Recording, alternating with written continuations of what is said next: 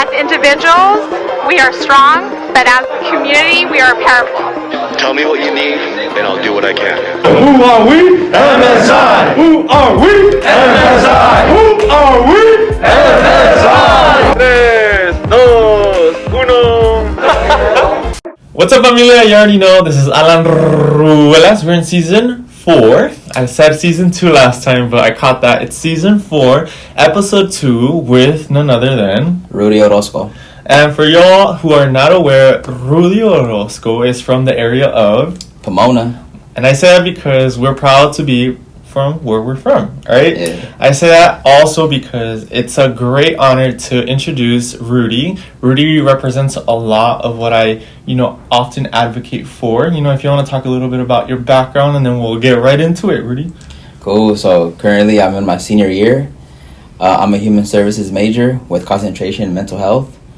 I currently work as a student leader at MSI, and then I also work as a youth mentor for youth at Brea Unified School District. And then I'm also a group facilitator, group leader for Human Services 300 Character and Conflict. And if I'm not mistaken, you're actively pursuing to go into your MA? Master's in Counseling. So currently applying for grad school next month. Yeah, and then I think one of the key points that I was looking for here is that you're a transfer student. Also, too, I forgot. So I'm a transfer student, non-traditional, adult reentry, first-gen student. And I think that's a lot of what we see, not only with MSI. I often tell folks, we're starting this episode a little bit with, background and identity, right? Yeah. Pomona and all these layers of, what you do and responsibilities. But also, we have transfer students. And we want to show a lot of love to them. We want to make sure that they have a place. Especially adult reentry students as well. We want to make sure that they have a voice when it comes down to what they need and what they expect from not only the institution, but also, MSI. We want to provide them a space where they could continue growing. So, right into the basic question that I always ask people. Let's do our little check-in, our little 101. How are you feeling, Rudy? I'm feeling okay. Trying to balance everything, work, school, and personal life, but just going with the flow. How you really feeling? Actually tired. I don't want that. I want how you really feel. I'm tired. I was here on campus till 11 o'clock at night, working with a classmate on a project. Did you commute? Yeah, so I commute from Riverside. I currently live in Riverside, so that 91 freeway is crazy, over an hour and 20 minutes of traffic. So I gotta get up at 5:30, leave the house by 6, just to get here. Yeah, I do the same thing every day. Rudy and I are colleagues. Yeah. Talk to me about working at MSI. Work at MSI, it's an honor and privilege, serving the brothers, working along my fellow student leaders, and working collaboratively as a team to provide the best for our brothers and sisters. So it's an honor and privilege. I like helping and serving others, so that gives me purpose and it gives me meaning, and it makes me happy coming every day to work and making a positive impact. Steve Santana. Brother Steve. Much love to you, brother Steve. Steve Santana. Yeah, I think that it's good to share this story, but kind of echo how it was so significant that Steve reached out to you, and then you found MSI. Cool. So it was my first year in Cal State Fullerton. I was taking Human Services 380 with Chip Royston, my mentor. Shout out to Chip. Yeah, shout out to Chip. So one day Chip asked the class to volunteer, hey, who wants to go up front and share and do a example of cognitive behavioral therapy. So I volunteered. I didn't know what I was getting into. I just, I'll go and volunteer to get points. So I shared my story, and it really touched the class, and in particular, it touched Steve. So one day when I walked out of class that day, I see somebody coming up to me. He's like, hey, and I'm all like, who's this? He's like, hey, I'm in your class. My name's Steve Santana. And he's like, hey, your story really touched me, and I just want to invite you to MSI. I feel you really you would like it. I'm like, what's MSI? And at first, I didn't think much of it. I'm all like, just some other program or club, whatever. But I gave it a chance. I took a chance, and I honestly, like, I think it was the best decision I ever made, to be honest, because once I got into MSI the next day, I was welcomed with open arms. It was so much love, so much support, community. I met Alan. I met Alan, the first one to greet me, Alan. I met Brian Becerra. Shout out to the homie Becerra. Shout out to Brian Becerra. Shout out to homie. Who else? Alexis. Hamilton. Shout out to Hamilton too. Mm-hmm.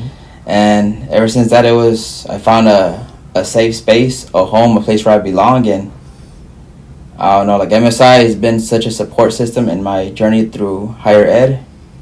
And I'm just blessed to be here. I love it here. I think that one of the key takeaways here is Yeah. how Steve approached Rudy. And I think oftentimes when we're in like spaces, whether it be safe spaces or work environments or whatnot, you get to hear people's, experiences, right? In this case, Steve, sought out to talk to you and be like, hey, check out MSI. Yeah. And for me, I would have been like, yo, I don't know this guy. Like, what's going on here, But thankfully, you came around, and we obviously have such a personality, such charisma, and every day, I think that it's a good opportunity to learn from Rudy, because everyone has things to offer and things to learn from. I think that that's a key message for folks to also take away. Also, you recently joined Pops. Oh, yeah. You made your debut on Instagram. I wonder who took the picture. I wonder who did it, huh? I wonder who. Yeah, it's one of those valuable moments. So talk to me about MSI Pops, specifically more so having a space to have community. Definitely. So, like, it's been a year in the making, me joining Pops. I was supposed to join last semester, but, internships and work and everything. But I finally made my debut, and it was a hot day. I'm not gonna lie, it was hot. I was burning. I was sunburned. It was crazy, but honestly, it was worth it. To be able to join with the brothers and bond and community. Like it's such a great feeling, because like during class and everything, like everybody's like stressed and tired. So like to be able to have Pops and be able to de-stress and just like have fun, it's like such a relief. And shout out to Coach Fatoshi. So Coach Fatoshi, Brother Alex, everybody like. I'm not good at baseball. I haven't played baseball in a while, but I'm learning. So hopefully, I had a few RBIs and hits, stolen bases. Yeah, no, Rudy was trying to be the underdog. And the reason I said is because he would run towards the ball and then come back, and he was like, I'm tired. And then he was putting on, and this is good, like, for context, I always want to reiterate, because Rudy's got his fans always rooting for him, but I want to reiterate this message because he put on so much sunscreen. It was like, it was a regular day, and Rudy was like literally burning up. So the reason I said is because good for you, Rudy. Taking care of your skin. I should be using more sunscreen. I actually put on some right now, but we're indoors. You're glowing, hermano. You're glowing. Oh, thank you. I appreciate it. It's because I'm talking to you. Anywho, MSI Pops is a great foundation for our students, open to everyone, no experience needed. It's an initiative that, we often invite folks to come on over and just gather some, de-stressing moments to just have fun, right? Outside of that, Rudy, talk to us about your upbringing. How was that, and what do you reflect on now as an adult? My upbringing, that's a good question. Growing up, I don't know, I was kind of lost trying to find myself, who I am, where I am, and what I want in life. So, after high school, I went from job to job, trying to find out what I want. And I just felt like the jobs I was working at, I felt like I was making money, but at the same time, it wasn't something that I liked. So eventually I got to a point, I'm done with this. I want more in my life. I feel like I was too complacent, and I wanted to reach my dreams and goals. And there was a time in my life where I gave up, and I'm like, I'm never gonna be something in life, or I'm never gonna, go to college. Cause honestly, me being in college, I never thought I was gonna be here. But my mom always told me, you know what, like, hey, mijo, I believe in you. You're gonna make it. You're gonna be somebody important in life. And it's crazy how it manifested. You know, like she said all those words, and she was my biggest supporter. So without her, I feel like I would have never got to this point. But like, yeah, my upbringing was pretty much like single mom, growing up in a mobile home park in Pomona, on the south side of Pomona. So like it was rough, you know, because a lot of crazy stuff and everything, you know. And my only escape was like, you know, soccer and my friends. But yeah, it was tough. Like my neighborhood, like not a lot of people made it. A lot of people didn't make it out, but I'm blessed to be here. Thankful to God and thankful for the love of my mom to like that I'm still here. And so when I hit like my mid-20s, I finally decided to go back to school. I went to Citrus College. I was working a night job at a retirement home. So from there, like my journey started, and I found good counselors, good mentors along the way that guided me to what I want to do. So like it hasn't been easy, my upbringing, you know. It's been really like dealing with my own like issues, you know, like mental health and all that, you know. And Yeah, talk about obviously acknowledging your upbringing and, you know, the hardships and what that looks like, and yeah. adversities, mental health. Why are you so passionate about that? So growing up, I grew up in a generation where like back then mental health wasn't really talked about. I had to like mask my emotions and feelings and just hold them in. And it took me a while to like actually get help. I didn't get help till I actually got to Cal State Fullerton. So it's like 20 plus years of masking, hiding your emotions, or trying to like hold it in. Like it was really unhealthy, and it really messed me up to a point where like, you know, I'm all like, I don't want to keep going. But thankfully, you know, like I since being here, I've been able to reach out to like CAPS, and you know, shout out to Najee, you know, like brother Najee, you know, he's been a big support throughout this journey. And yeah, I just feel like me going through it personally, I could resonate with others, and I really feel for others, you know, because it's we all got our own inner battles we're going through. Mm-hmm. And it's like it's good to like have that support and have people understand you and be there for you. I think Najee is one of the most pivotal resources that we have here on campus, obviously, within MSI, obviously. Yeah. And it just goes to show that it's a necessity to have here. I think what you're going towards, right, for everyone to understand, when you put, you know, these resources for our students, it allows them to start exercising how they feel, talk about the hardships that they might have encountered, because you really don't know what mental health looks like for everyone. Yeah. And everybody is literally their own individual, so that experience looks a little different, you know. So thank you for sharing those two areas. I think that it just shows that vulnerability is empowerment, right? But Rudy, what makes you feel empowered right now, like on your endeavors in higher education? You're a walking trailblazer at this point. You know, what empowers you to continue having that fight? What empowers me is like helping others, serving others, because like Brother Steve said this quote, be the resource you never had. So I want to be that resource I never had, you know, and to others. So making a difference, making a positive impact in society and people, that keeps me going, the drive, you know.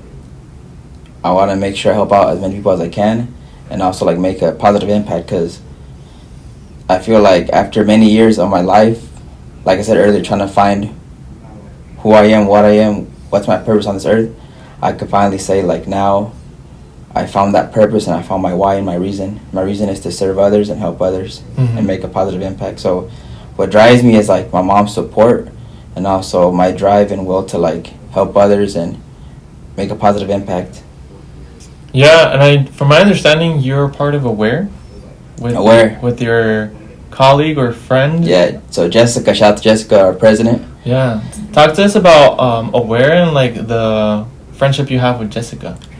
So yeah, Aware. So I've heard about it like from last semester, but I wasn't really sure what it was till I met with Jessica and she told me about it. You know, it's about adult reentry students. You know, like adult reentry students, non-traditional students, transfer students. So it's a community with people like 25 and up, and where we socialize, we like have different events. Cause honestly, like here in Cal State Fullerton, there's like a silent majority of non-traditional students, older students, and it's crazy. Like through Aware, there's like so many members, and you would never know they're like older students, but honestly, it's a big community, non-traditional students, and I'm so glad that I joined because I finally feel like there's also a community for like people my age because I'm an older student myself. I'm over 25, and it just feels good, to be able to connect with different people and find things in common. And yeah, it's a good organization. And like shout out to Jessica. I met Jessica through my human services classes. I met her through Human Services 310. So ever since that, we've had a good friendship relationship. So I see her like a big sister, and I got like much respect for her. And Aware. So it just another organization. Like I got MSI, I got Aware. So I feel like getting myself out there and getting connected, networking, I feel like it's very powerful to get to know others and make connections. Yeah, and I think that moving forward, I'm very curious for everyone, who's watching. Oftentimes we talk about the past, the present. Yeah. What do you have for your future goals, Rudy? Besides getting, your, MA, what do you want to share with us? It's been going on in my mind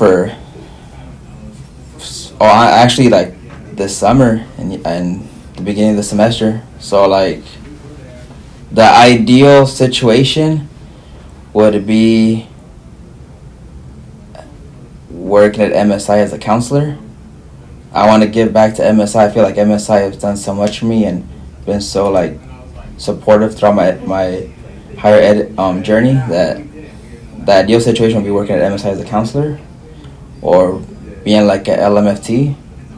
So right now, like I'm kind of like either a counselor for MSI or a counselor at higher ed or LCSW, licensed clinical social worker. So right now, like I'm still debating what I want to do. But if I had to pick, I would like to work at MSI and give back. So that's where I'm at right now. So still trying to decide what I want to do. Do you have any questions for me, Rudy? Yeah, think about it. Because you ain't going to get this again. I'm just saying. I got you. No? Okay. Well, so, okay. So how is it work with me, Alan? Or what did you think before you met me?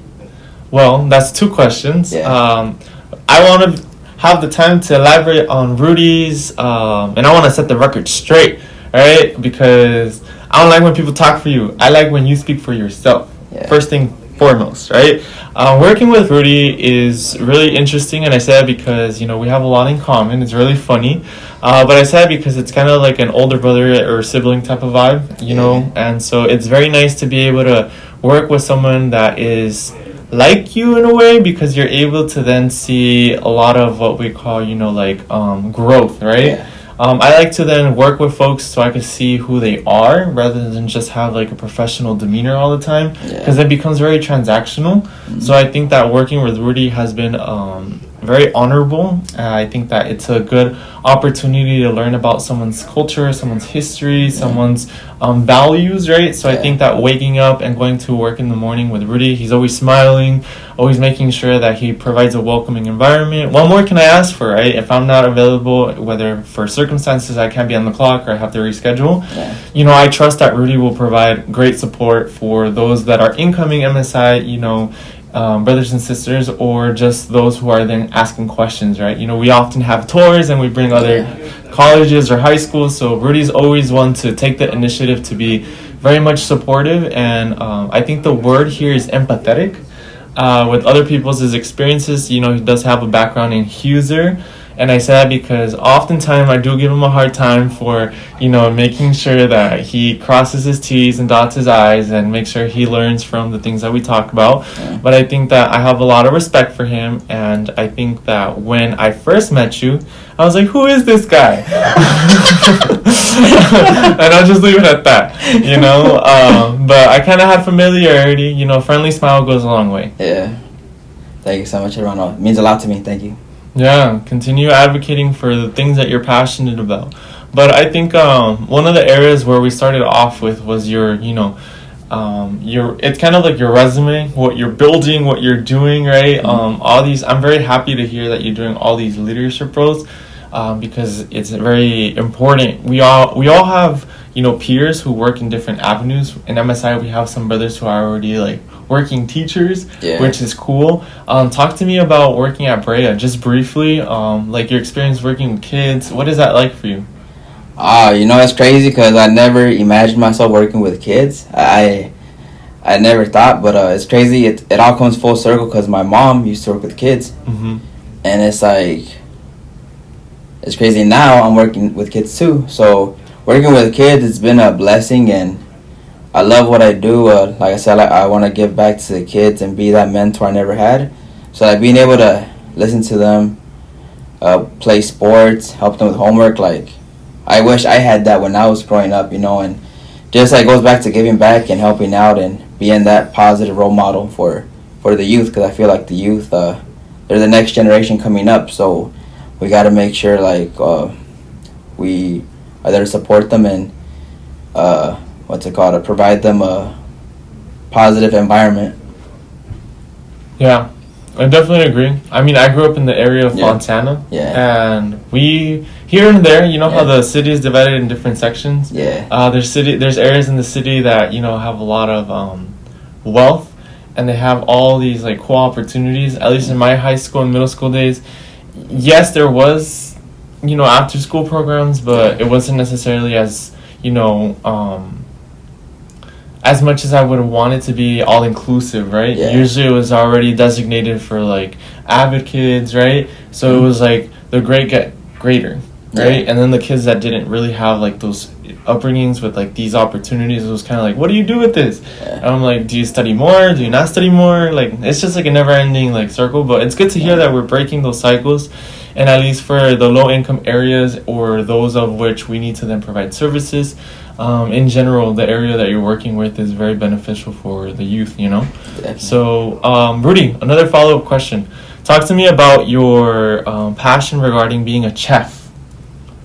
Oh, yeah. So, it's during COVID, you know, like I decided to go on a journey in learning how to cook, and it's been going good so far, you know, like you make lasagnas? Lasagna, yeah, like that's one of my specialty, lasagna. So I brought it here in the space a few times. So one time only. He said he was gonna bring it the day of? Yeah.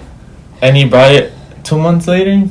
2-3 months later, but better late than never. Quote him on that. And yeah, I love cooking, and I love how it brings family and friends together, and we'll all enjoy a good meal. So it's just bringing people together and enjoying a good meal, and that makes me happy. Yeah, key points. See what I mean? This is why I like talking to Rudy, because he's like, it makes me happy. And that's important. Yeah. Because we all have hobbies that make us happy. I love going to the beach. Yeah. And sunbathing and getting in the water. You know what I mean? That makes me happy. Yeah. You know what else makes me happy? Well, That's for another episode. Rudy, do you have any questions for me? Anything you want to share with the MSI brothers that you want to get off your chest? Something that you want to leave them with before we finish up this episode? So regarding the MSI brothers and sisters, I just want to say from the bottom of my heart, thank you so much for being there for me, seeing me, hearing me, and accepting me. You guys are all like the brothers and sisters I never had, and it's been this journey. It's been such a great journey, and it wouldn't be possible without my brothers and sisters, and just thank you guys for having me, and shout out to Jeanette El Hyder, la chicana chingona. Yeah. So like, much love and respect to Jeanette, Fatoshi, Steve, everybody past and present in MSI. Thank you for the opportunity and for your love and support. Yeah, that's a good way to conclude. Very grateful tone. And looking forward to my final year here at Cal State Fullerton. It's crazy because it went by so quick. So like now I'm just trying to take in the moment and enjoy it and make the most of it. You should invite them to our next brother to brother gathering. But actually, yeah. So we're having our brother to brother gathering this Friday, 1 to 4 at the TSU pub. Don't miss it. Free food. I'll see y'all then. Later, y'all. Bye.